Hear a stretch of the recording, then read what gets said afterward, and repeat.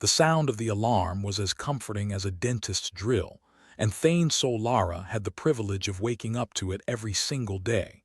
He blinked against the sterile white of his cell, clean to the point of insanity. Whoever designed this orbital megaprison really had a thing for antiseptic, probably an AI with a cleanliness fetish. The cell door slid open with a whisper, inviting him to another glorious day in this floating monument to cruelty and efficiency. Morning, sunshine, Thane muttered to himself, rolling out of the bunk that was as soft as a granite slab. He stretched, feeling the pop of his joints, the body's way of reminding him he was still alive, unfortunately. In the corridor, an alien telepath floated by, its bulbous head bobbing atop a spindly neck like a warped balloon on a stick. The telepaths weren't much to look at, but they had this knack for reading thoughts and, more annoyingly, projecting their own. Always a joy at parties. "Hey, Thane," said a voice in his head, smooth and oily, the kind that made you want to scrub your brain with steel wool. It was Zinx, one of the more talkative telepaths. His mental voice was like a used car salesman who decided to try his hand at telepathy. "Zinx, you creepy bastard," Thane thought back, with the kind of cheer that could sigh or milk. "What do I owe the pleasure?" "Just the usual. Making sure you're still as sane as a caged rat," Zinx replied, his mental tone dripping with the kind of sarcasm that could strip paint. "Oh, I'm peachy." "Never better," Thane retorted, turning the corner into the dining hall. Breakfast was already underway, if you could call it that. The nutrient paste oozed onto trays like something that had been rejected by several species. Thane grabbed his tray and tried not to think about the taste. It was best that way. Ignorance was indeed bliss. As he sat down, he noticed the subtle twitch in the telepath's usual serene facade.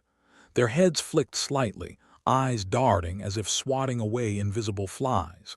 Interesting. "Hey, Zinx," Thane thought, his mental voice laced with curiosity. "You seem a little jumpy today. Got some bad psychic vibes, or is this just a bad hair day for you guys?" Zinx's response was quick and sharp like a slap. "Mind your own business, Solara." "Ouch, touched a nerve, did I?" Thane thought, grinning as he shoveled another spoonful of sludge into his mouth. "Just eat your damn breakfast," Zinx shot back, leaving an echo of irritation in Thane's mind. Thane observed the dining hall with a casual glance, but his mind was working overtime. The telepaths were nervous. That was new. Normally, they were as cool as cucumbers, but today they looked more like pickles with a serious anxiety issue. The other prisoners milled around, doing their best to ignore each other. Humanity's finest rabble, all under one roof. There was Grixo, a human-sized walking muscle whose IQ rivaled a particularly dim rock, and Lyra, a thief whose sticky fingers probably reached into intergalactic pockets. Grixo approached, his mouth trying to keep up with his brain, which was no small feat. "Hey, Thane," he grunted, muscles bulging like they were trying to escape his skin. "You seen the telefreaks today?" "Yeah," Thane replied, scooping another mouthful of regret onto his spoon. "Looks like someone put laxatives in their brain juice." Grixo grunted a laugh, a sound not unlike a backed-up garbage disposal. "Think they are finally losing it? One can only hope," Thane said, leaning back and stretching his legs under the table. "But if I were a betting man, and I assure you I am, I'd say something's got them spooked." Grixo nodded, as if that made sense, and wandered off, leaving Thane to his thoughts. Something was definitely up, and Thane had the nagging suspicion it wasn't just the breakfast. The rest of the day was a monotonous blend of mind-numbing tasks designed to keep inmates busy and slightly less murderous. Thane went through the motions, all the while keeping a mental ear open. The telepaths were like an open book. If that book was written in a language you didn't understand and occasionally threw itself off a shelf. He was in the workshop, pretending to give a damn about assembling some kind of widget that probably didn't matter, when the telepaths had a collective hiccup. The air seemed to thrum with something he hadn't felt before: fear. "You guys all right?" Thane thought, projecting a mental image of himself with a raised eyebrow. "Leave it," Zinx snapped, his psychic tone frayed at the edges. "Come on, Zinx." I thought we had something special, Thane taunted, feeling a bit like a kid poking a bear with a stick. A very psychic, very annoyed bear. Seriously, Solara, drop it, Zinx insisted, and Thane could feel the strain in his mental voice. Thane didn't drop it, of course. That wasn't his style. He spent the day piecing together a mental puzzle from the fragments he could pick up. Something was coming, something big. And whatever it was, it had the telepaths scared out of their oversized skulls. By the time lights out came, Thane was more awake than he'd been in years.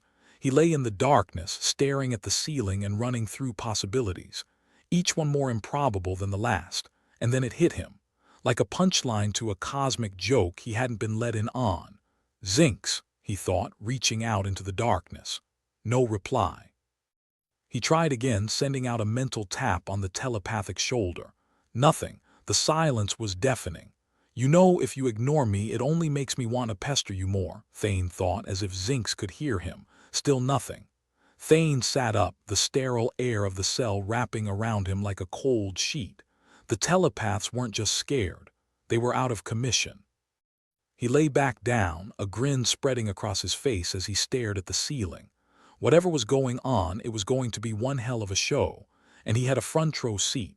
The alarm blared again, marking the start of another day in paradise. Thane rolled out of bed, each bone in his body protesting like a union on strike. He shuffled into the corridor, eyes peeled for any sign of the telepaths. Nothing. The dining hall was a hubbub of hushed whispers and darting eyes. The prisoners were uneasy like a herd sensing a storm. Morning, Thane greeted Grixo, who was already elbow-deep in nutrient paste. No freaks today, Grixo said around a mouthful, spraying what might have once been breakfast. Notice that, Thane replied, wiping a fleck of paste from his cheek. It's almost like they've got better things to do than babysit us. Lyra slid into the seat opposite, her fingers dancing over a stolen spork. I heard they are all in the tower, she whispered, her eyes darting around. The tower, eh? Thane mused, leaning back. Guess it's above my pay grade. No one's seen him since last night, Lyra added, her voice barely above a whisper. They're probably having a telepathic tea party, Thane said, smirking. Maybe they invited the Queen of Crazy. The day dragged on, the absence of the telepaths hanging over the prison like a bad smell. Thane felt the tension in the air, a crackling energy that set his nerves on edge. In the workshop, he found himself next to Grixo again. The big man was wrestling with a piece of machinery, looking like he might rip it apart with his bare hands. You feeling it? Thane asked, pretending to be engrossed in his own work. What? Grixo grunted, frowning at the stubborn bolt in his hand. The tension, Thane said, gesturing around. Like we're all waiting for something to explode. Grixo shrugged, which in his case was more like a tectonic shift. Feels like every other day in here. Thane chuckled, but it was hollow. Something was brewing, and it was only a matter of time before it broke. He could feel it in his bones, an instinct honed from years of dancing on the edge of disaster. As the day wound down, Thane sought a moment of solitude, away from the eyes of guards and inmates alike. He found himself in a corner of the recreation area staring out at the stars, beautiful, distant, and utterly indifferent. What's your move, Zinx? He thought, knowing there'd be no answer. The prison was a fragile balance of control and chaos, and the telepaths were the linchpins. Without them, it was only a matter of time before things came undone. The alarm for lights out was a relief, drawing the day to a close with all the grace of a falling anvil. Thane settled into his bunk, the darkness wrapping around him like an old friend. He lay awake, thoughts racing as the silence pressed in. And somewhere in that quiet, a small, rebellious part of him dared to hope. Whatever was coming, it promised to be interesting. And in a place where boredom was the only constant, interesting was a rare and precious thing. As sleep finally claimed him, Thane's last thought was a simple one. Bring it on. Thane shuffled through another day in the orbital mega-prison, the sterile sameness of it gnawing at his patience like a particularly dedicated dentist. The telepaths were still missing in action, which was all kinds of interesting. When the jail's psychic babysitters vanished, you knew something juicy was simmering beneath the surface. He spotted Corda, the prison's go-to engineer when something needed fixing, and by something, he usually meant a screw loose in a fellow inmate's head. Corda had the kind of mind that could turn a paperclip into a gravity generator, or at least a convincing fake of one. "Hey, Corda," Thane called, sidling up to her workstation where she was elbow-deep in the guts of a disassembled drone. "Got a minute?" "Got lots of minutes," Corda replied without looking up, her voice a dry deadpan. "Just not sure I've got any for you." "Come on, I'm a delight," Thane said, putting on his best charming smile. "What's the word on our absent friends?" Corda set down her tools with a sigh, looking at him with the kind of patience usually reserved for small children and particularly dumb pets. "You mean the head hoppers?" "Who else?" Thane grinned. "I hear you're the gal with the know-how and the know-what's happening." She scratched at the stubble on her shaved head, her eyes flicking around the room to make sure no one was eavesdropping. "Rumor has it they're having collective migraines. Something about too many human thoughts bouncing around." Thane arched an eyebrow. "Are you saying we're giving them a headache? Maybe they should get in line." "Word is they're struggling to tune us out," Corda continued, leaning closer. "You ask me, they're unraveling faster than a cheap sweater. Which makes this place a ticking time bomb," Thane mused, looking around the workshop. "One spark and boom." "Pretty much," Corda agreed, returning to her work. "But if you're thinking of poking that hornet's nest, count me out. I like my brain where it is." "Suit yourself," Thane said, turning to leave. "But if you change your mind, you know where to find me." Wandering the corridors afterward, Thane felt a prickle of unease. The air was electric with tension, like everyone was holding their breath, waiting for the other shoe to drop. As he rounded a corner, he almost bumped into Verve, a cryptic alien who seemed to float rather than walk, his body a series of shifting colors and patterns. Verve was the kind of alien who could stand in a room and nobody would notice until he spoke, and then you'd wish you hadn't. "Solara," Verve said, his voice a soft, melodious whisper that could have been soothing if it wasn't so damn eerie. "I sense you are curious about the telepath's absence." "Got it in one," Thane replied, trying to sound nonchalant. "You know anything that might quench my thirst for knowledge?" Verve's body rippled in what might have been a shrug. "Humans are unpredictable. Your thoughts are potent. Perhaps too potent for the telepaths." "So we're what psychic catnip?" Thane asked, grinning at the absurdity of it. "More like a cacophony," Verve corrected. "Your minds are loud, disorganized. It's possible we've overwhelmed them." Thane chuckled darkly. "Imagine that. We're too much for the psychic masterminds. I always knew we had it in us." "Indeed," Verve said, his eyes, or what passed for them, narrowing slightly. "But be cautious. If they lose control, the results could be catastrophic." "Well, thanks for the cheery forecast," Thane said, giving Verve a mock salute. "I'll be sure to pack my umbrella next time." Leaving Verve behind, Thane's mind buzzed with possibilities. If they could knock the telepaths off their game, maybe there was a way to turn the situation to their advantage. Of course, that assumed they didn't all end up as collateral damage when things went south. Thane grabbed a spot in the cafeteria next to Grixo, who was again wrestling with his breakfast like it had personally insulted his mother. "You hear about the telepaths?" Thane asked, taking a sip of recycled water that somehow managed to taste less refreshing than the air. "Yeah," Grixo grunted, not lifting his eyes from his tray. "They're all holed up like scared rabbits. Think they'll come back?" Thane inquired, trying to sound casual. "Hope not," Grixo said, finally looking up with a lopsided grin. "Maybe we'll get a break from their mind games. Or maybe they'll snap and take us all with them," Thane suggested, smirking. "Always the optimist, huh?" Grixo chuckled, but the laughter didn't quite reach his eyes. Just then, a commotion at the far end of the hall drew their attention. A telepath, one of the few still trying to keep a semblance of order, was stumbling around, clutching his head as if it might explode. He let out a guttural scream, a sound that cut through the low murmur of the room like a rusty knife. Thane stood, watching with morbid fascination as the telepath crumpled to the ground, convulsing as if he'd been plugged into a faulty circuit. Holy hell, Grixo muttered, his eyes wide. Pandemonium erupted as guards rushed in trying to contain the scene. But it was too late. The damage was done. Whispers spread like wildfire throughout the room, fear and excitement mingling in equal measure. Thane watched, a small, victorious part of him thrilled by the chaos. The telepaths were unraveling, and it was only a matter of time before something gave. Like a kid with a new toy, he was eager to see just how far he could push before it all went to pieces. Later, in the relative quiet of his cell, Thane lay on his bunk, staring at the ceiling. The day's events played over in his mind like a particularly bad movie that you couldn't help but watch. The telepaths were a powder keg, and if he was careful or reckless enough, he might just find a way out of this floating hellhole. But for now, he'd bide his time, watching, waiting. The prison was on the brink, and Thane, ever the opportunist, was ready to seize whatever chance came his way.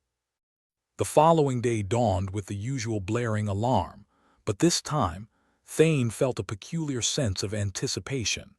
He joined the other prisoners in their daily shuffle to breakfast, his eyes sharp for any hint of the telepath's continued breakdown. The dining hall was a buzz of speculation, prisoners talking in hushed voices, casting wary glances at the sparse telepath presence. Most of them were keeping their distance, but Thane spotted another of them, looking pale and jittery, like he'd just seen the business end of a cosmic horror film.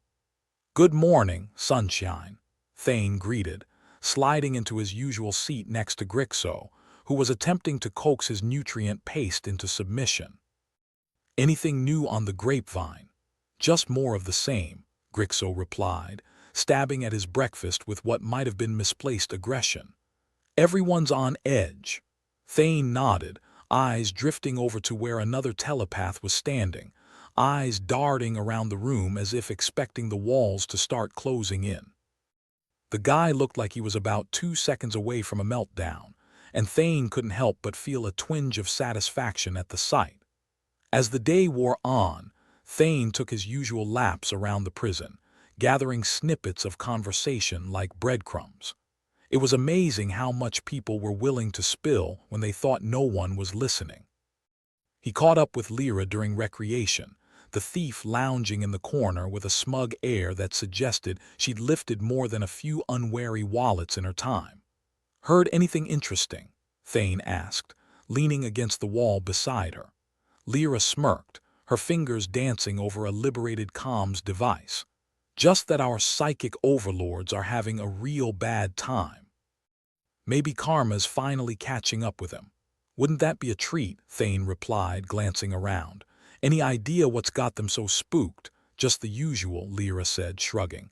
"We're a rowdy bunch and they can't handle it. Serves them right for poking around in other people's heads." "You think it'll blow over?" Thane asked, though he already had his doubts. "Honestly, no idea," Lyra replied, tucking the comms device away with a practiced flick of her wrist. "But whatever it is, it's going to get worse before it gets better."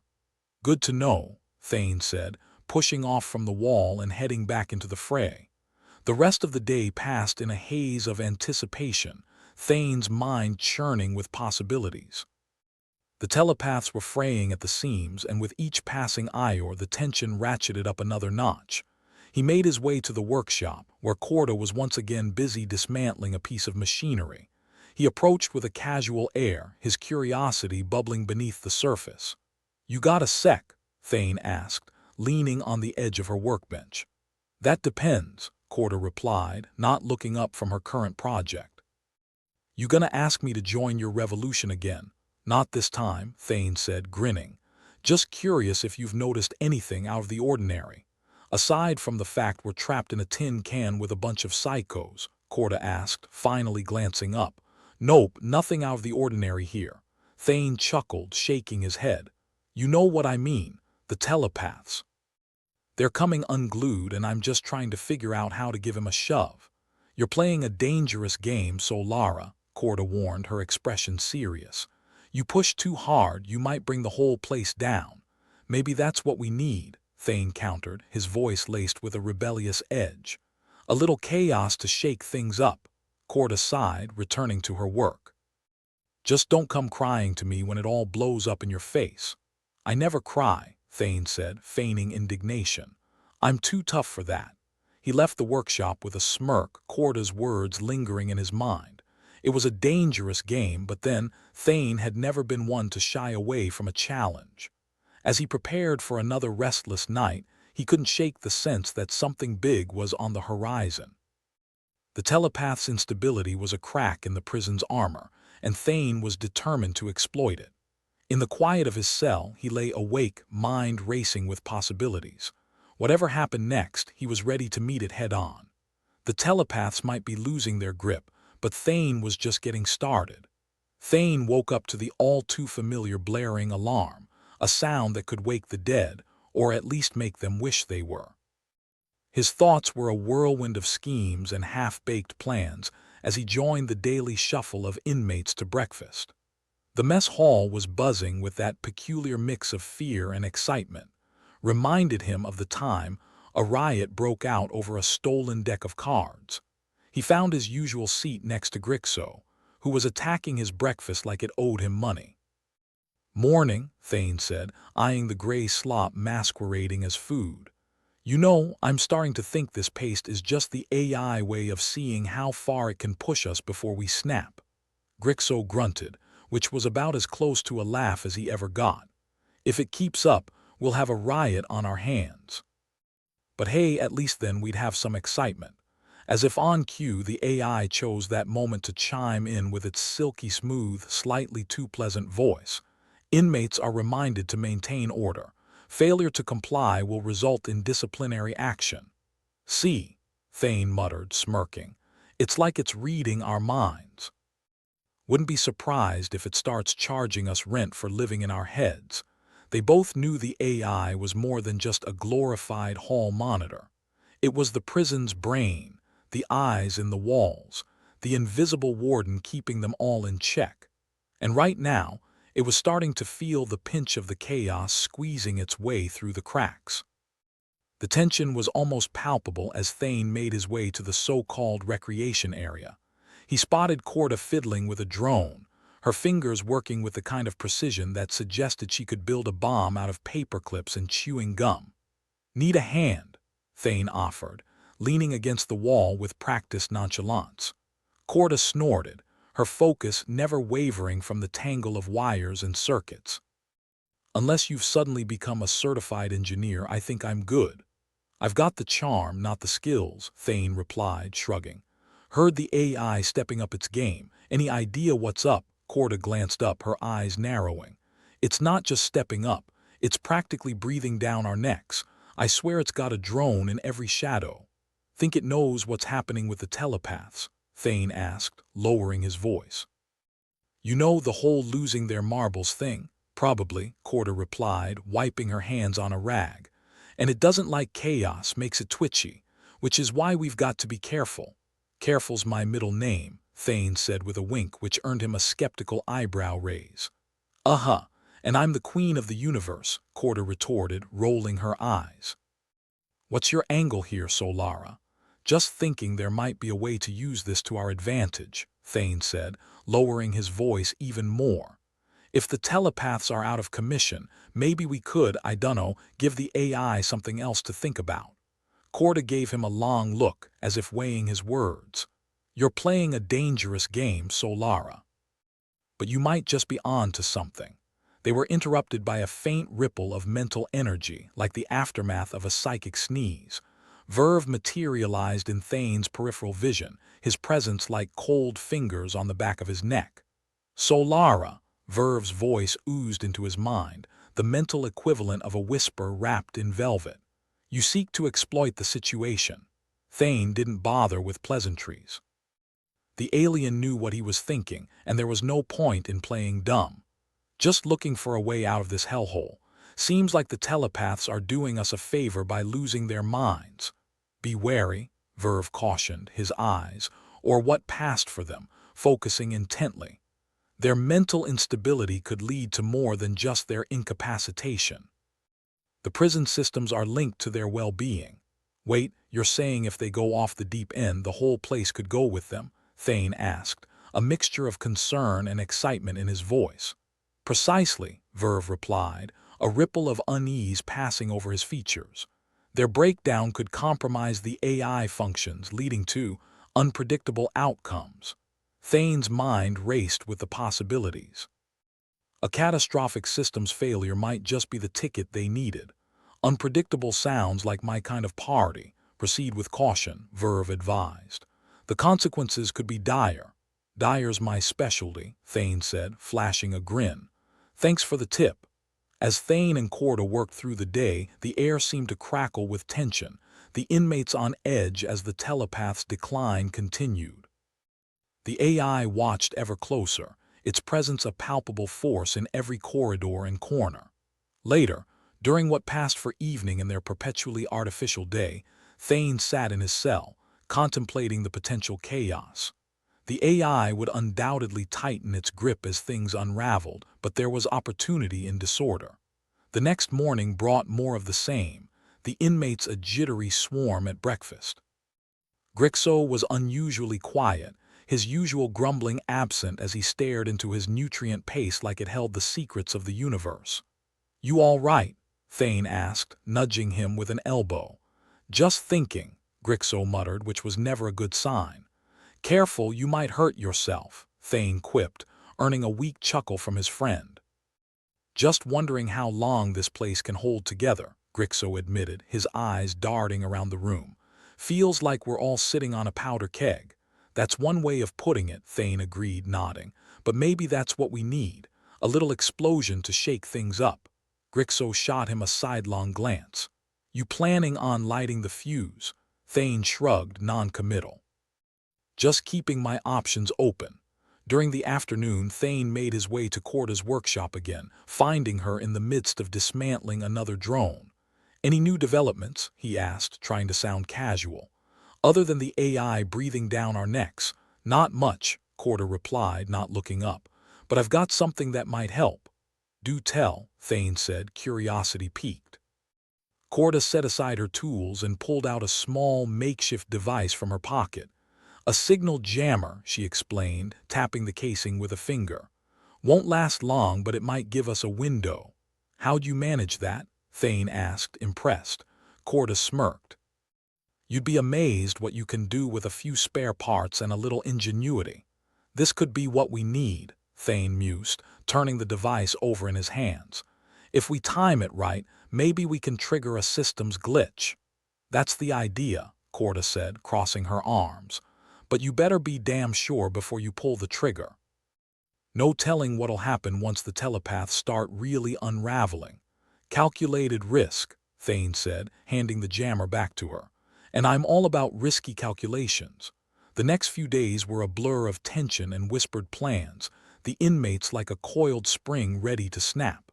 Thane kept an eye on the telepaths, watching for any sign of further deterioration.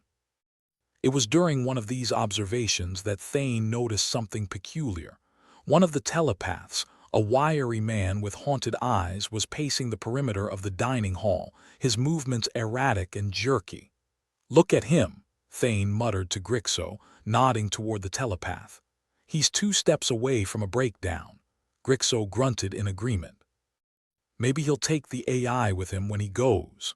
Or maybe we help him along," Thane suggested, a plan beginning to form in his mind. As the inmates drifted back to their cells for the night, Thane lingered near the telepath, watching as the man's eyes darted around wildly. He waited until the corridor was mostly empty before approaching. "Hey," Thane called softly, trying to sound non-threatening.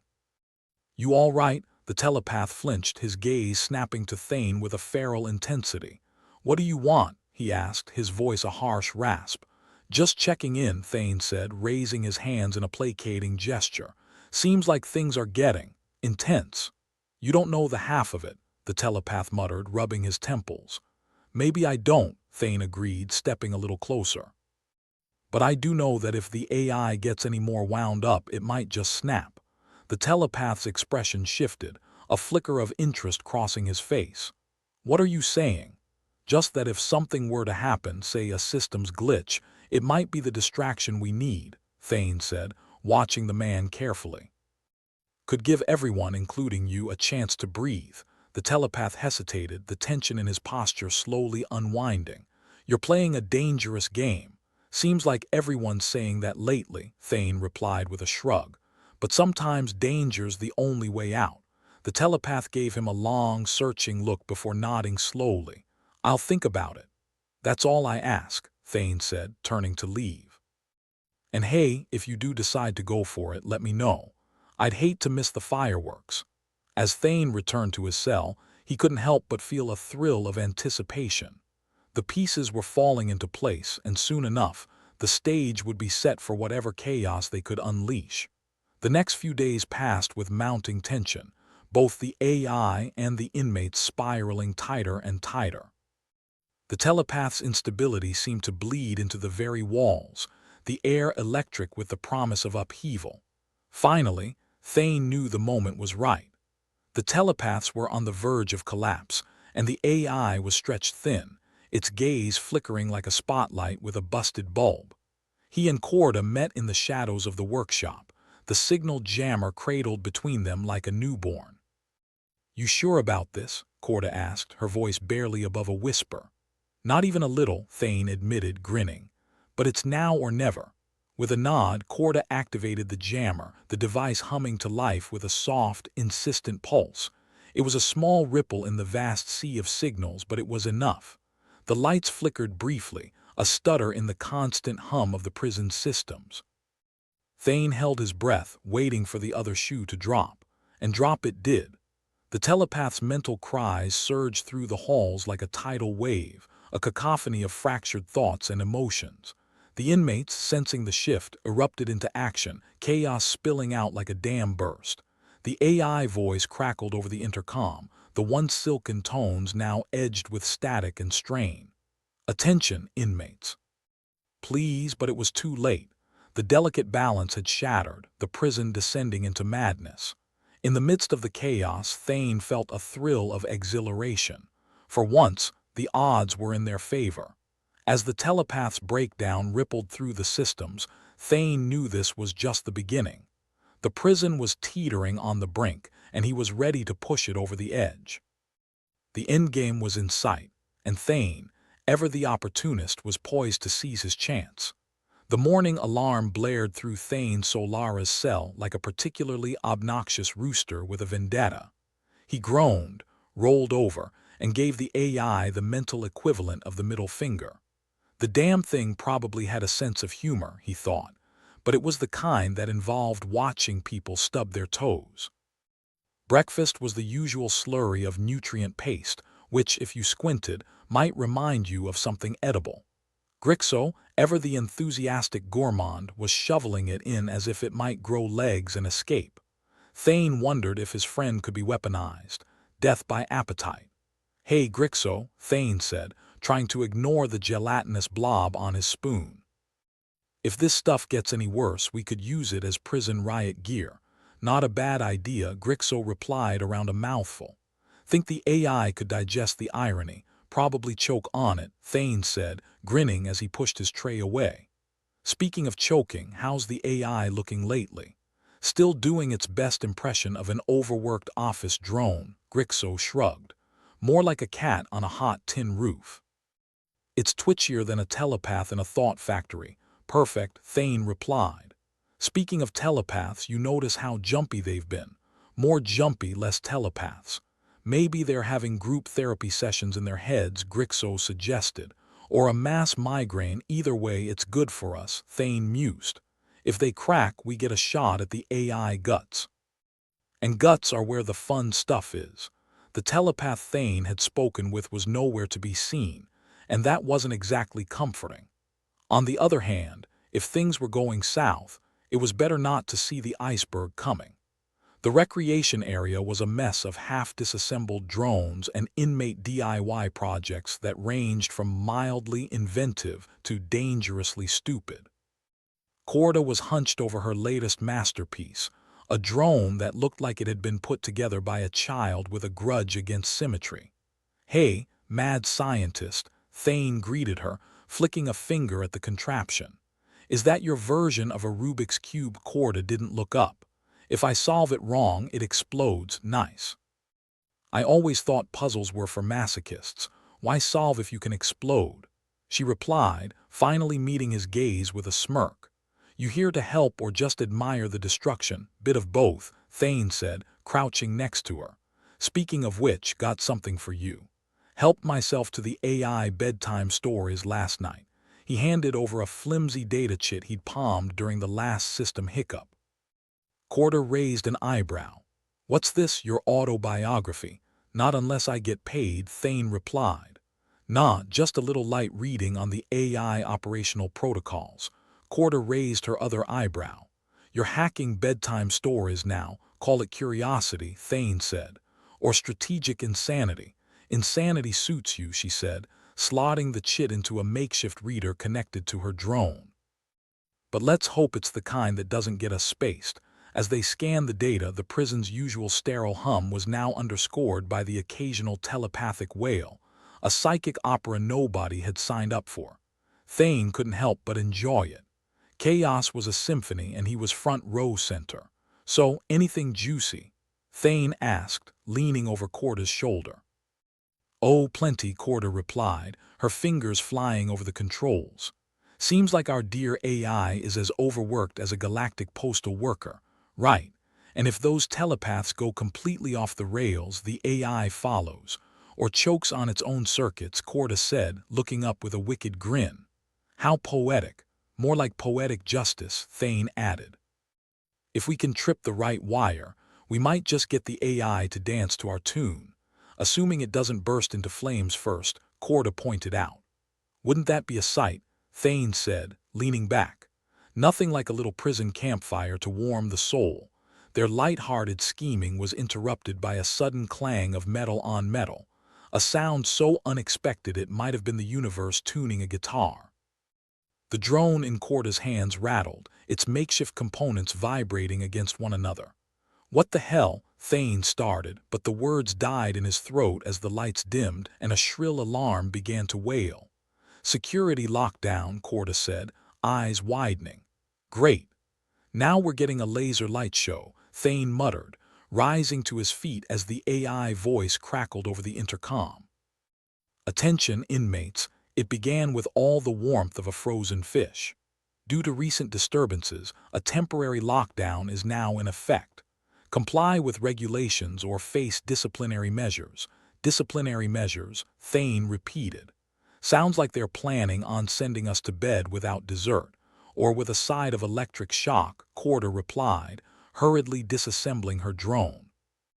What did you do, Thane? Me? Thane said, feigning innocence. I'm offended you think I'd cause this kind of trouble. The inmates around them were beginning to stir, whispers rising like a tide. It wasn't every day the AI decided to play hardball, and Thane knew exactly the effect this would have. Fear, panic, and most importantly, opportunity. We need to move, Thane said, tugging at Corda's sleeve. If the telepath's meltdown is causing this, the AI got to be stretched thin. Perfect time for a deep dive, you're sure about that? Corda asked, tossing the drone parts into a bag. Absolutely not, Thane admitted, leading the way toward the mess hall. But I've got a good feeling about it. And so they moved, weaving through the throng of confused inmates. Thane could feel the tension in the air like static electricity, just waiting for the right spark to explode. The AI lockdown was a flimsy bandage on a gaping wound. Grixo? Thane called as they passed the mess hall, spotting his friend's hulking form. You ready for some fun? Grixo looked up from his tray, a half-eaten clump of paste hanging from his spoon. Depends. Fun like last time or fun like I end up in solitary? Let's aim for somewhere in between, Thane replied. Grab what you can. We might need muscle. Grixo echoed, a predatory gleam in his eyes. You're speaking my language. As they gathered their ragtag crew, Thane's mind was a whirl of plans and possibilities. The telepaths were crumbling, the AI was on the brink, and now the lockdown had pushed everything to the edge. But that edge was where Thane thrived. They ducked into a supply corridor, the hum of the AI monitors growing faint behind the walls. The AI might be watching, but it couldn't be everywhere at once, especially now. Thane's plan was dangerous, reckless, and maybe a little insane, but that was the point. "All right," Thane said, addressing the group of inmates clustered around him. "We've got a small window and we need to act fast." The AI distracted, the telepaths are losing it, and we're going to make the most of this chaos. Corda glanced at him, then at the others. "We need to get into the AI mainframe. There's a terminal in the control room that can give us access if we can get there." Terminal. Sounds like my kind of language, Grixo grinned, cracking his knuckles. "The control room's no cakewalk," Corda cautioned. "It's monitored, and with the lockdown, it's going to be hotter than a sunspot in there. That's why we've got our secret weapon," Thane said, holding up the signal jammer. "A little blackout to cover our tracks, or fry our brains," one of the inmates muttered from the back. "Only if we're lucky," Thane replied. "But we've got to risk it.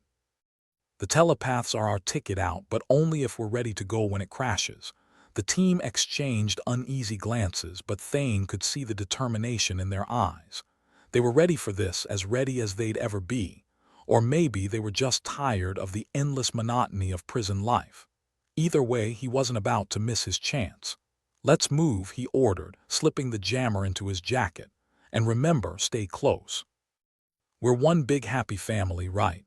They moved through the corridors like shadows, avoiding the patrolling drones with practiced ease. The AI, distracted by the telepath's unraveling, seemed less attentive than usual, its eye flickering between the inmates and the erratic psychic waves. The control room was a fortress of glass and steel, perched above the main hub like a watchtower. Getting in was going to be tricky, but Thane had never let that stop him before. "Corda, you've got point," he whispered, peering around the corner at the single guard posted at the entrance. "Think you can sweet-talk the door into letting us in?" "Sweet-talk? More like rough it up a bit," Corda replied, flexing her fingers. "Whatever gets us inside," Thane said, signaling the others to spread out. "Grixo, you're with me. And remember, quiet as the grave, or as quiet as you," Grixo replied, following Thane with surprising stealth for a man of his size. As Corda approached the control room's access panel, Thane held his breath, praying to whatever cosmic entity might be listening that the AI attention was elsewhere. The telepaths were a ticking time bomb, and he needed that explosion to happen on his terms. Corda's fingers danced over the panel, each key press a small rebellion against their captors.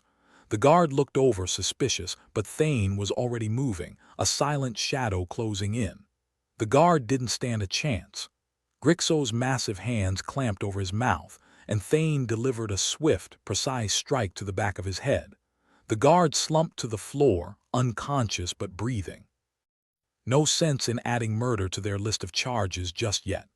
"Doors open," Corda announced, the panel hissing as the control room's door slid aside.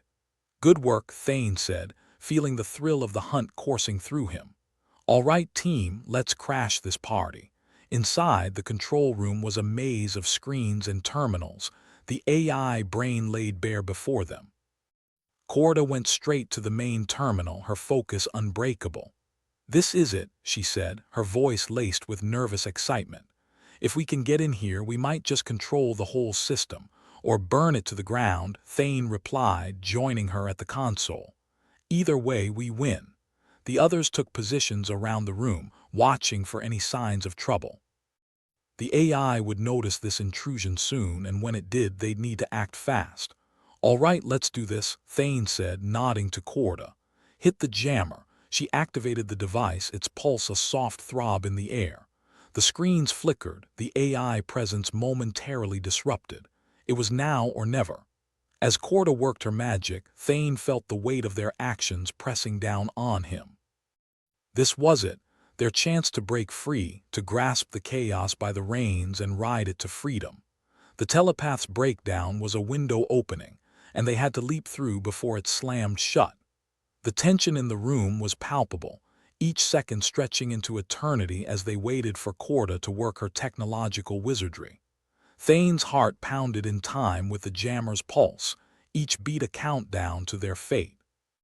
"Almost there," Corda said, her voice tight with concentration. Just a little longer, the AI voice crackled into life, its smooth tones now a distorted growl. Unauthorized access detected. Security measures will be engaged. Compliance is mandatory, damn it. We're out of time, Thane cursed, glancing at the others. Brace yourselves, we're going to have company. The screens flashed warnings, a cascade of red and black as the AI fought to regain control. But Corda was faster, her fingers blurring as she raced to complete the override. Done, she shouted, stepping back from the terminal with a triumphant grin. We've got access. All right, let's make this count, Thane said. Already the control room was a cacophony of alarms and flashing lights, like a disco designed by someone with a grudge against eardrums. Thane watched as Corda's hands flew across the terminal, the way a pianist might play if their life depended on it. Which, in this case, it did. The AI voice droned again, more agitated than before. Unauthorized access persists. Security drones will engage. Inmate compliance is mandatory, eh? Thane muttered, like eating that nutrient paste every day. It's only mandatory if you want to stay alive. Shut up, Thane, I'm trying to concentrate, Corda snapped, not missing a beat. The screens danced with lines of code faster than a cheetah on espresso. Concentrate faster. Those security drones aren't gonna stop and ask for directions, Grixo rumbled, his bulk hovering near the entrance like a bouncer at a particularly exclusive club. Thane peered through the glass walls, watching the drones detach from their ceiling alcoves like mechanical vultures with impeccable timing. We've got company, folks. Time to earn your freedom and your next meal ticket. The other inmates shifted nervously, casting glances at the approaching threat. The tension in the room was as thick as the nutrient paste that passed for breakfast, and just as likely to choke you if you weren't careful. Thane, I need a distraction, Corda said, not looking up from her work. Something loud and stupid. Loud and stupid is my middle name, Thane replied, already moving. Grixo, you thinking what I'm thinking? If you're thinking it's time to throw a party, then yeah, Grixo grunted, cracking his knuckles again. Let's make some noise. As the first drone hovered into view, Thane reached for a fire extinguisher. Fueled more by adrenaline than intellect, he hurled the extinguisher at the drone. It struck with a satisfying clang, spinning the drone like a drunk ballerina. Now that's how you make an entrance. Thane cheered, ducking behind a console as the drone recovered, its sensors whirring angrily. Grixo followed suit, grabbing a chair and flinging it with the finesse of an Olympic shot putter. It smashed into another drone, sending it into a tailspin. Amidst the chaos, Corda continued her furious dance at the terminal, sweat beading on her forehead. Keep it up, guys, she urged, barely audible over the racket. I'm almost through the firewall. The drones seemed to multiply, their numbers swelling like a bad idea gaining momentum. But Thane and Grixo kept up their barrage, dodging and weaving through the confined space. Corda, how much longer? Thane yelled, as a drone's laser skimmed his arm, leaving a trail of searing pain. Almost there, Corda said, her voice tight with focus. Just a few more. The AI voice cut in again, its tone icy and precise. Security systems compromised. Emergency protocols initiated. All non-compliant inmates will be neutralized. Sounds like they're bringing out the big guns, Thane commented, diving behind a console as another laser shot past. Lovely. Just what we needed, got it. Corda exclaimed triumphantly, her fingers still on the terminal. I've overridden the controls, great. Now let's get out of here before we're turned into Swiss cheese. Thane shouted, adrenaline surging. Corda tapped a final sequence and the drones paused, their lights flickering uncertainly. It was like watching a dog that had been told to sit but wasn't sure if it was worth the effort. Nice work, Corda, Thane said, grinning despite the situation. Now let's get to the exit before the AI changes its mind. With the drones temporarily offline, the group moved quickly, urgency propelling them back into the corridors. Each step brought them closer to freedom, or so they hoped.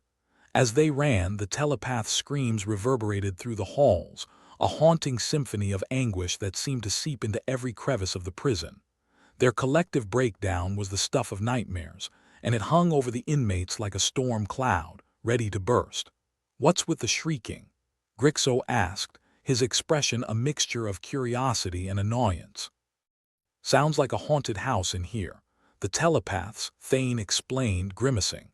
"Their minds are unraveling and we're hearing every bit of it. Great. Just what I needed to complete this lovely day," Grixo grumbled. A soundtrack of mental breakdowns. They reached the mess hall, which was now a maelstrom of confusion and fear. Inmates milled around, caught between panic and desperation as they tried to make sense of the chaos. "Thane," a voice called out. Zinx emerged from the crowd, his alien features drawn with tension. "What's happening? Why are the telepaths screaming like banshees? You're the mind reader, Zinx." "You tell me," Thane replied dryly. "But if I had to guess, I'd say they're not handling the pressure too well." Zinx's mental voice was a slippery whisper in Thane's mind. "This is bad, Thane. The telepathic network is collapsing. If it goes, the whole prison might tear itself apart." "Yeah, well, that's what we're counting on," Thane said. "You in?" Zinx hesitated, his mental voice flickering with uncertainty. "I suppose I have nothing better to do. Besides, it might be fun to watch this place go up in flames." "That's the spirit," Thane said with a grin, clapping Zinx on the back. "Now let's make our way to the escape pods before the AI decides to drop a piano on us." Their ragtag group pushed through the throng of inmates, making for the docking bay. The air was thick with tension, each step fraught with the possibility of discovery or disaster. "You realize this is probably the worst plan in history, right?" Corda asked as they navigated a series of twisting corridors. "Of course," Thane replied, dodging a shuffling inmate. "But it's also the only plan we've got. And besides, if it works, we'll go down in history as the geniuses who outsmarted an AI and a gaggle of psychic jailers. Or as the idiots who got themselves vaporized trying," Grixo added, ever the optimist. They reached the docking bay just as the AI voice rang out again, a low, menacing rumble. "Unauthorized personnel detected. All access points will be sealed in 60 seconds. "Great, just great," Thane muttered. "No pressure, right? Move it, folks," Corda urged, herding them toward the nearest pod. "We've got less than a minute before we're locked in here for good." The escape pods were sleek and featureless, little more than metal coffins designed for emergency evacuations. Thane wondered briefly if the designers had a sense of humor or if they were just that morbidly practical. "Everyone in," he called, ushering the last of the inmates into the cramped space. "Corda, think you can pilot this thing?" "I'm not a pilot, but I can give it a shot," she replied, sliding into the controls and firing up the pod systems. Better than sticking around to see what happens next.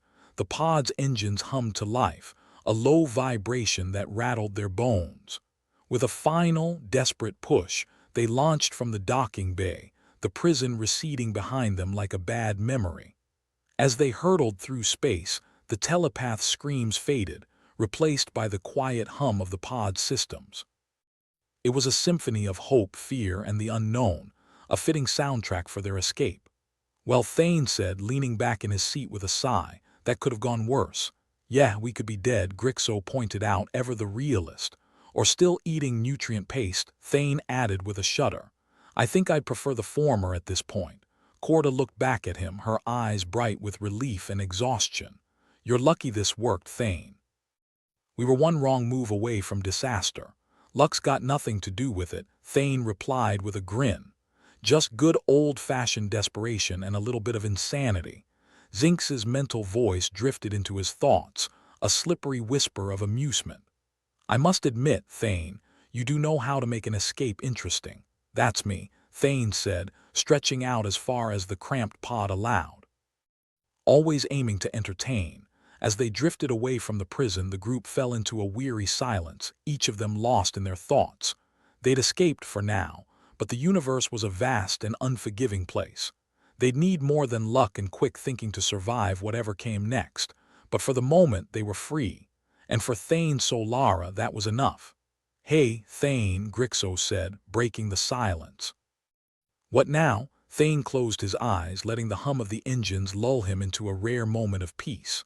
Now, now we find out just how far this rabbit hole goes, as the escape pod drifted through the stars, leaving the chaos and confinement of the orbital megaprison behind. Thane allowed himself a small, satisfied smile. They'd beaten the odds, at least for today. And tomorrow? Well, tomorrow was another story entirely. The escape pod rattled like a box of loose screws being kicked down a staircase, each jolt reminding everyone inside that it was held together by little more than hope and questionable engineering. Thane Solara wondered if its designer had a sense of humor, or if they were just particularly fond of death traps. "So, Thane," Corda said from her precarious seat at the makeshift control panel, "how exactly are we supposed to survive out here? Last I checked, space doesn't exactly have an all-you-can-eat buffet."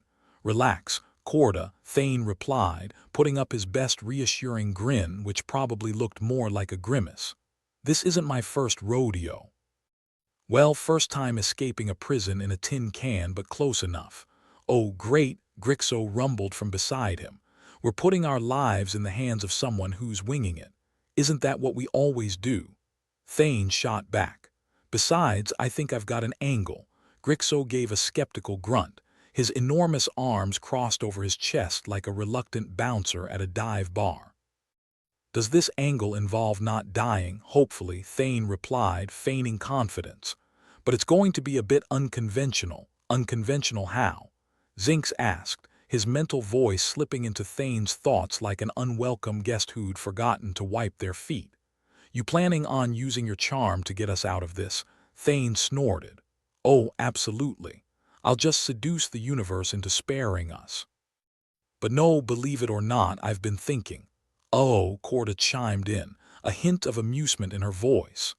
"Thane's been thinking." Everybody brace for impact. Ignoring her, Thane continued, "I've been wondering about the telepaths, why they're having a collective meltdown." "Yeah, the screaming fits are a bit much," Grixo commented dryly. "Like a bad concert with even worse acoustics." "It's the AI," Thane said, his mind piecing together what felt like a half-baked puzzle. "The prison system relies on human cognitive patterns, specifically the telepaths, to manage everything, right? It's like the AI own little stress ball." Zinx's mental voice was thoughtful, like a cat contemplating whether or not to pounce. "Makes sense. The telepaths act as dampeners for all the human chaos. So what's your point?" "My point," Thane said, gesturing as if he was revealing the grand finale in a magic trick, "is that if we overload the AI by feeding it more chaos than it can handle, we might just crash the whole damn thing." Corda gave him a look that deserved its own place in a museum of skepticism. "You want to break out of prison by giving it a nervous breakdown." "Pretty much," Thane replied. "We just need to flood the system with enough human creativity and unpredictability to short-circuit its circuits. We turn its brain into scrambled eggs."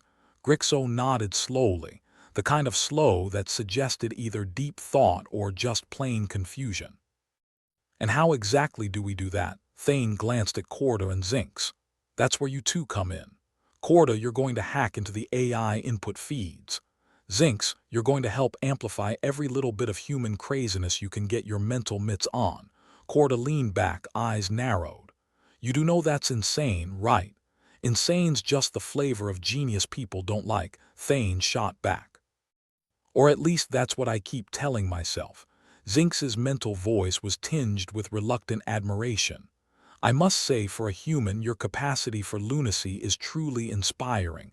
"Thanks," Thane said. "I aim to bewilder," Corda sighed, running a hand through her hair. "Fine. I'll need access to a terminal, though. This pod's about as useful for hacking as a rock is for flying." "Well, I suppose it's a good thing we're in space, then," Thane quipped. "Plenty of debris out here that's more than happy to be a platform for your techno-sorcery. Let's hope your luck with finding convenient space trash holds out," Corda replied, turning her attention back to the pod's minimalistic controls. The pod continued its shaky journey, the faint glow of distant stars casting a cold light through the small viewport. It was, Thane thought, a far cry from any kind of home, but at least it wasn't a prison cell. So, any bright ideas on where we're supposed to find this terminal? Grixo asked, shifting his weight with a creak of the pod's floor. Thane squinted through the viewport, his eyes scanning the vast, empty expanse. I don't know, maybe we'll get lucky and run into a passing spaceship with a big Hackme sign on the hull. You're full of great ideas today, Grixo said, his voice dripping with sarcasm. Hope the universe got the memo. They drifted in silence for what felt like hours, the hum of the pod's engines their only companion. Thane's mind raced, the pieces of his plan swirling in a chaotic dance that threatened to leave him dizzy and directionless. Then, as if the universe had decided to humor him, a blip appeared on the pod's rudimentary sensors, a nearby derelict ship, floating aimlessly through the void. Looks like we found our terminal, Thane said, nodding toward the viewer. Let's just hope it's not occupied by anything with more teeth than brains, or more brains than patience, Corda added, adjusting their course to intercept the drifting vessel. The ship loomed larger as they approached, its once sleek design marred by the scars of time and neglect. It was, Thane thought, much like themselves, beat up, patched together, but still kicking and screaming against the odds. Looks inviting, Grixo muttered, peering over Thane's shoulder. Wonder how many ghosts are hanging around. Hopefully none, Thane replied. I'm allergic to hauntings. The pod docked with a shudder, the airlock creaking open like the yawning maw of some primeval beast. Their ragtag crew disembarked, flashlights cutting through the dim, dust-laden air. Corda, find a terminal. Grixo, see if you can scout around for trouble. Zinx, keep your mental antennae up for anything weird, Thane instructed, falling into his usual role of impromptu leader. Define weird, Zinx's mental voice teased, a hint of wry amusement in its slippery tones. Something that makes us want to turn tail and run, Thane replied, stepping deeper into the ship's shadowy corridors. They moved cautiously through the vessel, the air thick with the scent of rust and decay. It was like exploring the skeleton of a long-dead beast, each room a rib, each corridor a vertebra. Found something, Corda announced, her voice echoing softly down the hall. She'd located a small, outdated terminal in what might have once been the ship's command center. Perfect, Thane said, joining her. Now let's see if we can't make some heads explode. Corda set to work immediately, her fingers a blur on the outdated keyboard. The screen flickered to life, casting a sickly green glow over her determined features. Zinx, you ready? Thane asked, sensing the alien's presence nearby. Ready as I'll ever be, Zinx replied mentally. I'll start broadcasting once Corda opens up the channel. Good, Thane said. Let's give that AI something to think about. Corda worked quickly, her fingers flying over the terminal's keys with practiced ease. Lines of code flashed across the screen, a digital tapestry of chaos and confusion. Got it, she said finally, stepping back. We're in. Zinx, you're up, Thane said, feeling the weight of the moment settle over him like a suffocating fog. Zinx's mental presence expanded, his thoughts reaching out like tendrils of smoke, slipping through the ether to touch the prison's AI. With Corda's help, they flooded the system with a torrent of human imagination, fear, and unpredictability. The ship around them seemed to groan in response, the very air vibrating with the strain of their efforts. It was like listening to the universe's spine crack under the weight of their audacity. Good God, it's working, Corda murmured, eyes wide as the terminal's screen flickered and danced with activity. Tell me something I don't know, Thane replied, his voice tense with exhilaration. Like how we're going to get out of here if this ship decides to spontaneously combust. Grixo's voice crackled over the comms, a reminder of their precarious situation. One step at a time, Thane said, trying to keep his focus on the task at hand. First, we break the AI. Then we worry about not getting fried. Zinx's mental voice was strained, a thin thread of concentration that bound them all together. The AI is resisting, but it's wavering. We just need a little more. Corda's fingers flew across the keyboard, pouring every ounce of creativity and chaos she could muster into the digital assault. It was a desperate gamble, but they had no choice. "Come on, you bucket of bolts," Thane muttered, his heart pounding in his chest like a caged animal. "Just give up already." The terminal's screen flickered once more, a final cascade of code spilling across it before stabilizing. Then, with a final, shuddering groan, the ship fell eerily silent.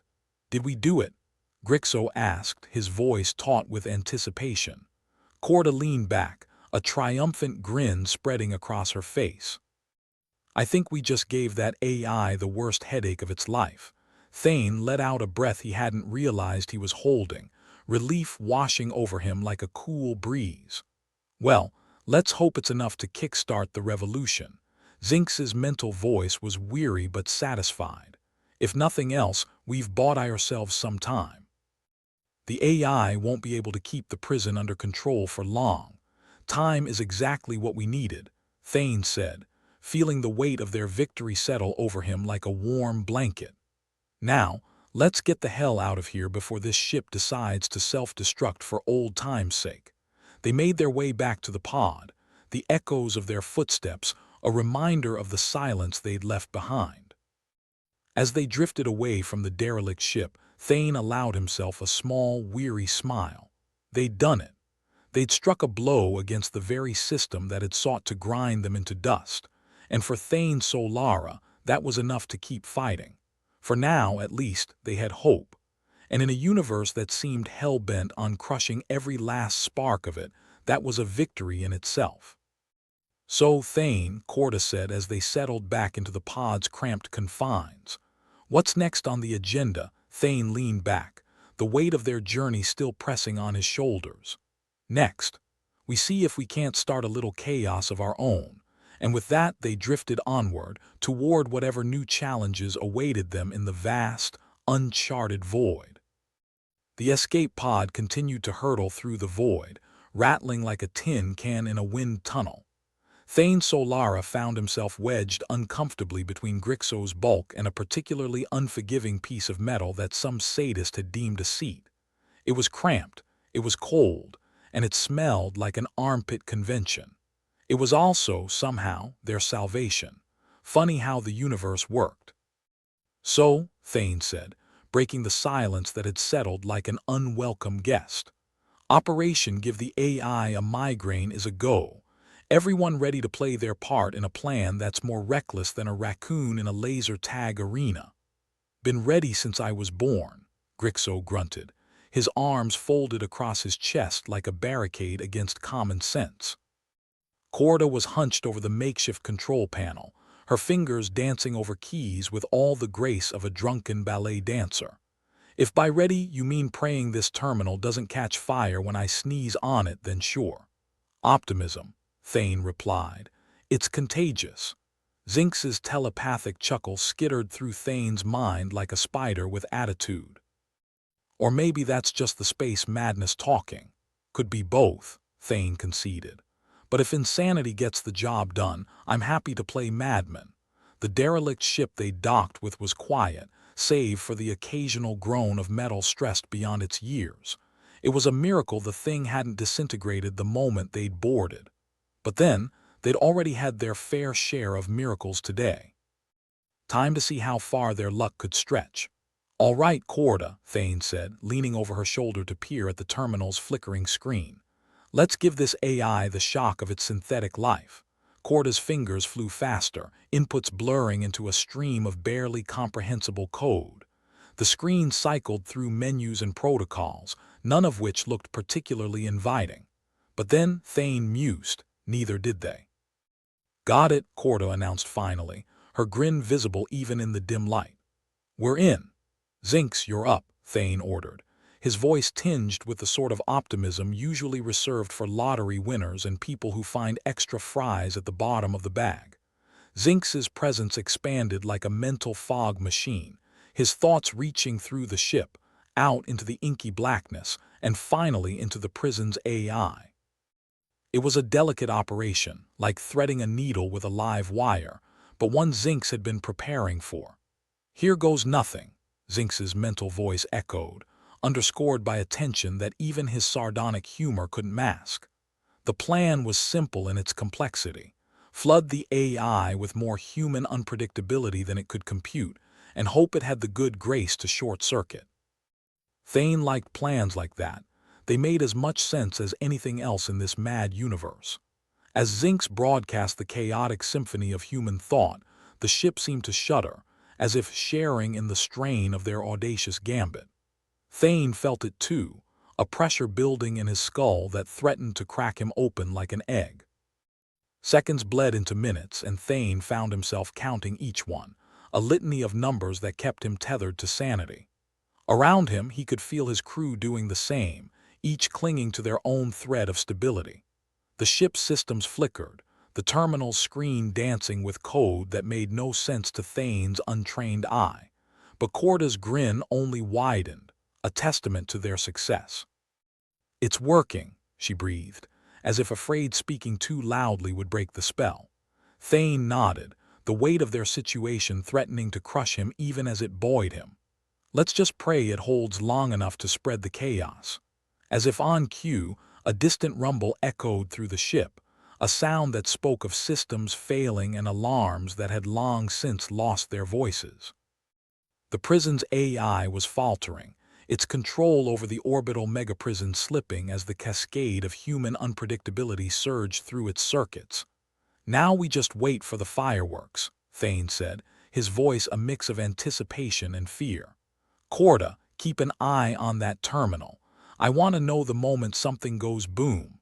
Grixo nodded, his expression one of grim determination. "And if it doesn't go boom, then we make our own damn fireworks," Thane replied, his gaze fixed on the viewport and the distant silhouette of the prison that had been their home and their hell. Minutes stretched on, each one an eternity in their cramped quarters. Thane felt the pressure in his skull ease, a sign that Zinx was pulling back, his work done. "It's up to them now," Zinx said, his mental voice weary but satisfied. "The prisoners should be able to feel the shift. It won't be long before." Before he could finish, the distant horizon of the prison lit up with flickers of activity. Tiny pinpricks of light flared as systems failed, barriers fell, and inmates seized their chance. The uprising had begun. "That's our cue," Thane said, his voice barely containing the excitement that surged through him. "Let's get ready to move. We need to be ready to join the chaos once we're back." Corda secured the terminal, her fingers a flurry of movement. "We'll have to play it by ear. Our chaos is their chaos and vice versa." Thane shot her a grin that was all teeth. "That's the beauty of it. Chaos loves company." With their task complete, they returned to the pod, the process of undocking a delicate dance of patience and skill.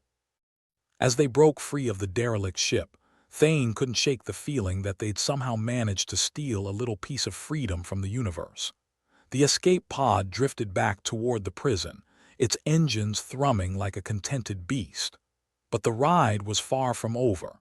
If their plan had worked, and the chaos unfolding in the prison suggested it had, they'd soon be joining the riotous mob. "We're in for it now," Grixo said, his voice a gravelly rumble that matched the pod's vibrations. Thane nodded, a fierce grin playing on his lips. "Right where we belong." As they approached the prison, the extent of the chaos became clear. Fires burned in the darkness, casting jagged shadows across the facility's surface. The sounds of alarms and distant explosions reached them even in the vacuum of space, transmitted through the pod's sensors. "Looks like a party down there," Corda observed, her tone a mix of admiration and trepidation. "And we're the guests of honor," Thane replied. "Let's hope they saved us some cake, or at least a bit of the prison to stand on," Grixo added. They maneuvered the pod toward an open docking bay, one of many that had been left unguarded in the confusion. The AI attention was elsewhere, its one-iron grip on the prison reduced to little more than a trembling hand. As the pod settled with a metallic thud, Thane felt a thrill of anticipation race through him. This was it. The moment they'd been building toward, the culmination of insanity and desperation that might just tip the balance in their favor. "Everyone ready?" Thane asked, glancing at his crew. His eyes met theirs, and he saw the same fire burning in them that fueled him. "Ready as we'll ever be," Corda said, checking her equipment one last time. Grixo nodded, his fists clenching and unclenching as if itching for a fight. "Let's do this." Zinx's mental voice drifted through their minds like a breeze. "I hope you know what you're doing," Thane chuckled. "I prefer making it up as we go along." They disembarked, stepping into the chaos with a mixture of trepidation and resolve. Around them, the prison's corridors were a jumble of smoke and sound, prisoners and guards engaged in a desperate dance of survival. Thane led the way, his steps sure despite the uncertainty that clung to them like a shadow. They passed scenes of battle and triumph, the inmates' rebellion a living testament to the power of unpredictability. As they moved deeper into the prison, Thane felt the weight of their mission settle over him once more. They had to make it to the heart of the facility, to where the AI core lay vulnerable and exposed. Only then could they truly break the prison's hold and secure their freedom. "Think we can make it in time?" Corda shouted over the din, her voice barely audible above the chaos. "We have to," Thane replied, pushing through the throng with determination. "This is our chance, and we're not letting it slip away." The AI systems were in disarray, its defenses crumbling under the weight of their assault. But it was a fragile victory, one that could be snatched away at any moment if they hesitated. The corridors stretched ahead of them, a maze of smoke and shadow that seemed to twist and turn with a will of its own. But Thane knew the way, his memory a map etched in desperation. "We're close," he said, feeling the burn of exhaustion in his muscles. Just a little further. They reached the heart of the facility, a chamber dominated by the AI core, a pulsating mass of technology that hummed with barely contained energy. It was a sight both awe-inspiring and terrifying, a reminder of the power they sought to tame. "All right, Corda," Thane said, his voice steady despite the chaos. "Time to put this beast to bed." Corda nodded, stepping forward with the determination of someone who knew exactly what was at stake. Her hands moved with precision, her mind a razor focused on the task at hand. As she worked, the AI core flickered and pulsed, its systems struggling to maintain control even as they slipped further and further from its grasp. It was a battle of wills, one that would determine the fate of them all. "You got this," Thane said, his voice a steady anchor in the storm. Corda didn't respond, her focus absolute as she navigated the labyrinthine code that comprised the AI mind. It was a dance of logic and chaos, a duel between human ingenuity and machine precision. The minutes stretched on, the tension in the air a palpable force that threatened to snap under the strain. But Thane held firm, his resolve unyielding as he watched Corda work her magic. Finally, with a triumphant cry, Corda stepped back, her face alight with victory. "Done. The AI systems are toast." Thane let out a breath he hadn't realized he'd been holding, relief washing over him like a tidal wave. "We did it." Around them, the sounds of battle began to die down, the inmates' rebellion cooling as the reality of their victory set in. It was a moment of triumph, a hard-won victory against impossible odds. As the dust settled and the echoes faded, Thane allowed himself a moment of reflection. They'd come so far, faced so much, and yet here they stood, victorious. "What's next?" Grixo asked, his voice a low rumble that carried the weight of their journey. Thane smiled, a fierce determination burning in his eyes. "Now we make our own future, one step at a time." And with that, they turned to face the unknown, ready to carve a path through the chaos and claim their freedom in a universe that had already tried to snuff them out. For Thane Solara and his ragtag crew, the battle was far from over. But they'd proven one thing: humans were nothing if not resilient, and the universe was about to learn just how stubborn they could be. As they stepped into the light, Thane couldn't help but chuckle. After all, in a universe full of stars, who said humans couldn't shine the brightest? The aftermath of chaos was always the most amusing part for Thane Solara. The prison's corridors, once pristine and sterile like a dentist's nightmare, were now a delightful mess. Smoke hung in the air, thick and acrid, like the burnt attempts of culinary experimentation in the mess hall. The walls bore the scars of battle, charred and pockmarked, the decor of an impromptu riot. Thane couldn't help but grin as he surveyed the scene. It was like watching toddlers try to manage a candy store. There was a certain beauty in chaos, in the way it stripped everything down to the basics: survival, desperation, and the occasional overinflated ego. "So, this is freedom, huh?" Corda said, stepping over a discarded drone that looked like it had given up on life a long time ago. "Smells like someone forgot to take the trash out.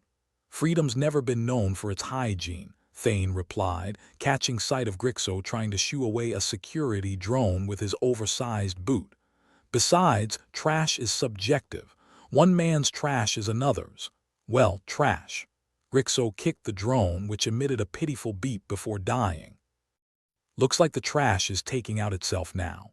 Thane chuckled, a sound swallowed by the cacophony of the inmates' newfound freedom.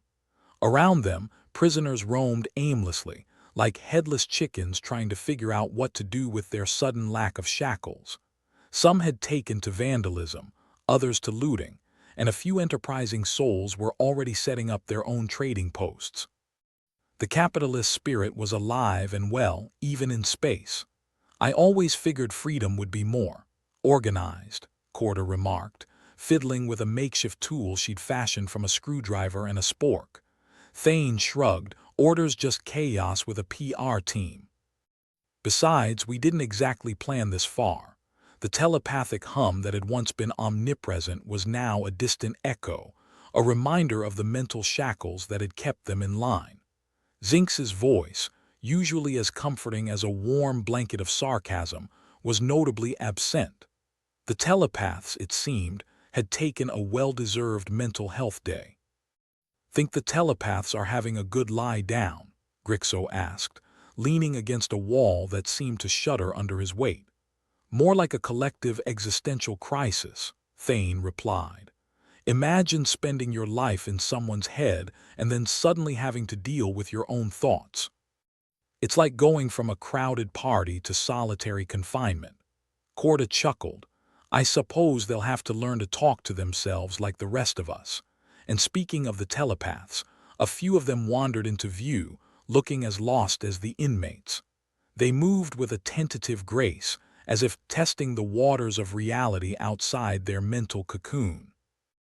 Their expressions were a mix of relief and confusion, the latter winning out by a landslide. "Should we say hi?" Corda asked with a wicked grin. "Maybe offer them a drink or an aspirin." Thane smirked. "Let's offer them a truce before the medications. We might need their heads intact for the road ahead." With that, Thane led his ragtag group toward the telepaths. The air between them felt charged, like a showdown in a cheap holovid. Thane could almost hear the imaginary tumbleweed blowing between them. One of the telepaths, a wiry man with a face like a haunted painting, stepped forward. "We owe you an explanation, I suppose." Thane folded his arms, doing his best impression of a hardened negotiator. "An explanation or an apology?" "Both," the telepath admitted, rubbing his temples as if trying to ward off a persistent headache. "We were as much prisoners as you were, bound by our duty, whatever that's worth now." Grixo snorted. "So the mental overlords are out of a job, huh? Must be tough." The telepath managed a wan smile. "Freedom's a double-edged sword, you should know." Thane nodded, his expression softening. "Yeah, it is, but maybe we can figure out how to swing it together." The telepaths exchanged glances, a silent conversation that no longer held sway over anyone but themselves. Finally, the lead telepath extended a hand. "An alliance, then, if you can stand our company." Thane shook the offered hand, sealing the fragile pact. "We'll tolerate you if you can put up with our charming personalities." As they walked away, the telepaths in tow, Thane felt a strange sense of nostalgia. There was something almost comforting about the rhythm of life in the prison, the predictability of the controlled chaos. Freedom, it seemed, was much more complicated than he'd anticipated. "Do you miss it?" Corda asked, as if reading his thoughts. Thane sighed a bit. It's like missing a toothache because at least you knew where the pain was coming from. Grixo chuckled. You're a poet, Thane. A bloody terrible one, but a poet nonetheless. As they navigated the debris-strewn corridors, Thane noticed that the inmates were beginning to settle, their initial frenzy giving way to a cautious semblance of order. The various factions were forming, alliances and rivalries popping up like weeds in a garden of chaos. Looks like the natives are getting restless, Corda observed, eyeing a group that was huddled together, clearly plotting something nefarious. Or maybe just playing cards. It was hard to tell with criminals. Let them, Thane replied. The beauty of freedom is that it's as unpredictable as it is terrifying. The telepaths, now part of their merry band of misfits, seem to be finding their footing, adjusting to a life unshackled from the burden of other people's thoughts. It was a transition both awkward and liberating, like learning to walk after a lifetime of crawling. Thane couldn't help but admire their resilience. They'd been cogs in a machine just like the rest of them, and now they had a chance to redefine themselves in a universe that had never given them a choice. So, what's the plan? One of the telepaths asked, his voice tinged with curiosity and hope. Thane pondered the question, his mind a whirl of possibilities. First, we carve out a life here, make this place ours. Then we figure out how to get off this damn rock. Corda snickered. One small step for man, one giant leap for inmates. Let's just hope we don't trip over our own feet, Grixo added. As they continued their journey, Thane found himself reflecting on the nature of freedom and captivity, on the weight of choices and the burden of responsibility. They'd fought tooth and nail to escape the prison, only to find themselves standing at the precipice of the unknown. But that was the thrill of it, wasn't it? The uncertainty, the chaos, the infinite possibilities that lay beyond the bars. It was a gamble, a leap of faith into the dark void of potential.